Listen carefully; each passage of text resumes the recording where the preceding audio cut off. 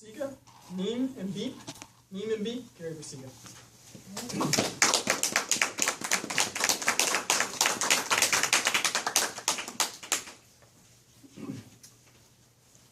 Meme and beep. Say it with me. Meme and beep. Thank you. This is a story of two people. Meme was my grandma, Catherine Besega, and beep was my grandpa, Joseph Besega. Mr. Contest Master, fellow Toastmasters and guests, this is a story of two people in love. At least, I assume they were in love.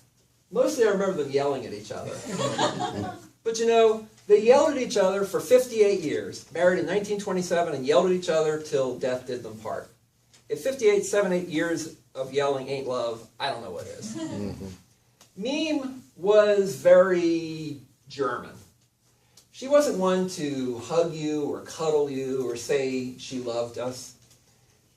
And she was very crafty. You know, she made crafts out of crochet yarn and plastic mesh sheets. My grandmom could make absolutely anything out of crocheted plastic mesh. In fact, crocheted plastic mesh was Meme's way of saying, I love you. Beep was somewhat quieter. He was the rock of the family. Meme and Beep built that little house together on Bell Road in Mount Ephraim, New Jersey, shortly thereafter they were married. And they lived there and yelled at each other until they passed away. You know, I never checked, but I'm pretty sure if you opened up the walls and looked inside, I think you'd find they were constructed of plastic mesh sheets. Beep also had the distinction of being the only member of our family to be associated with organized crime. At least the only one we know of, for sure. During Prohibition, Beep was a rum runner. After Prohibition, apparently Anheuser-Busch liked that skill set, because they hired him on as a beer truck driver. Food plays a very big part of our story, like the meatball sandwiches. Every time we'd go to their house, we'd stop at Del Bono's Bakery, and we'd buy those rolls straight out of the oven. I can smell them now, those dusty dollops of dough, that perfect plethora of puffy provisions, that crunchy chorus of carbohydratic comestibles. It's a word. But the bread was even better knowing what came next. The meatballs. Every time we'd go into that kitchen, Meme would be standing there making a pot of meatballs, and we'd break out the bread and the meatballs and the sauce, and I tell you, one time we were driving back from Vermont, and we hit a horrendous snowstorm coming back. I remember sitting in the back of that classic 1969 Ford Country Squire station wagon, you know, powdered blue with the fake wood panels on the side. We were happening. And I remember looking out there and seeing the swirling snow spinning hypnotically across the highway, and I just remember thinking to myself that we are going to die! But by some miracle, we didn't die. We made it to their house, pulled into their driveway at 3 o'clock in the morning. We trudged through the snow, opened up the door to the kitchen, and smelled meatballs! Exactly. I said that Meme never said that she loved us, but if meatballs at 3 a.m. ain't love, I don't know what is. And it's not just the meatballs. Meme also made the world's best apple strudel. One time I asked her for the recipe. It was a little complicated, and I was way too cool to write it down.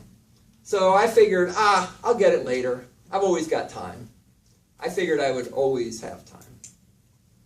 It's not just food that we got either. It's wisdom that we got from them.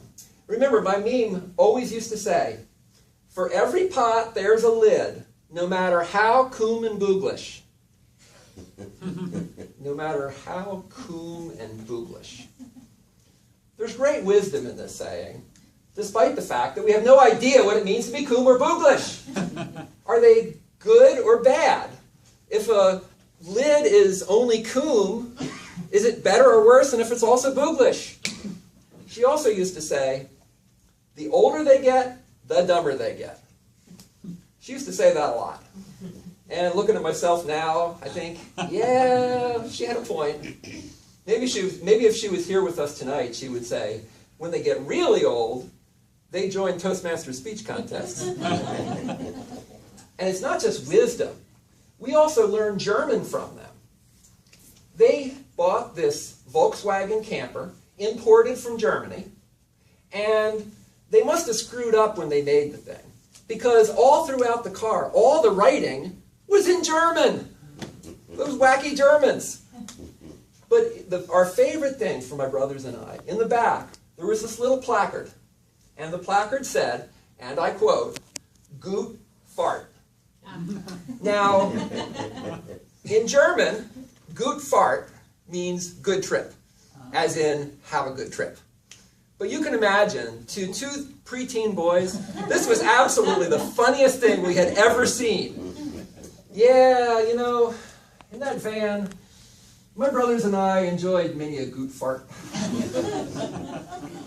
Dude. Their ending was difficult. Beep had a heart problem, led to a brain problem, and he died not knowing any of us. I remember Meme standing over him in that hospital bed and yelling at him, "Come on, breathe!" Yelling with a tear in her eye.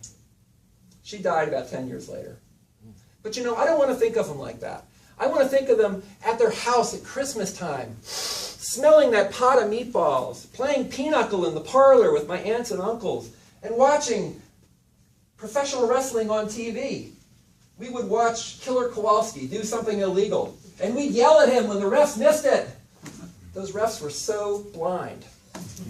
My kids know them mostly through our Christmas ornaments. About half the ornaments on our tree were made by me. You could truly say that she lives on through crocheted plastic mesh. So that's my story. What about your story? What about your memes and beeps? Do you know their stories? If you don't, I encourage you, go ask them. Write it down and share it with your family. They'll thank you for it. You will not always have time. Oh, and if you think of it, can you get me the recipe for the apple strudel? Thank you.